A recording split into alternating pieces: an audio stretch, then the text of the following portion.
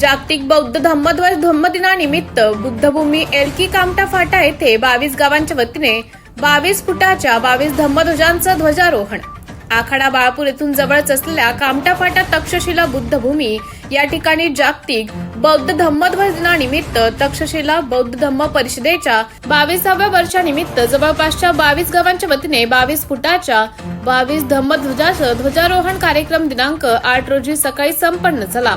यामध्ये मौजे, एलकी, कामटा, घोडा, एहळेगाव, बेलथर, कसबे, धावंडा, सावळा, जरोडा, पिंपरी, तुपा, डोंगरगाव, मरडगा, सापळी, कोंडूर, फुटाणा, कुपटी, पोत्रा, आखाडा बाळापूर, दाती, कुर्तडी, वारंगा, चुचा आदी गावांच्या वतीने धम्मध्वजाचं ध्वजारोहण करण्यात आले। कार्यक्रमाच्या अध्यक्षस्थानी आखाडा बाळापूरच्या सरपंच भीमाबाई नरवाडे होत्या, तर प्रमुख उपस्थितीत राष्ट्रवादी काँग्रेस पक्षाचे सामाजिक न्याय विभागाचे महाराष्ट्र प्रदेशाध्यक्ष कैलासदादा खिल्लारे, माजी जिल्हा परिषद सदस्य उत्तमराव बहात्तरे, युजे नरवाडे, युवा नेते संदीप नरवाडे, यशवंतराव नरवाडे होते। कार्यक्रमाचं सूत्रसंचलन ज्येष्ठ पत्रकार विठ्ठलदादा पंडित यांनी केलं, तर सूत्रसंचलन तक्षशिला बौद्ध धम्म परिषदेचे अध्यक्ष शंकरदादा बगाटे यांनी केले।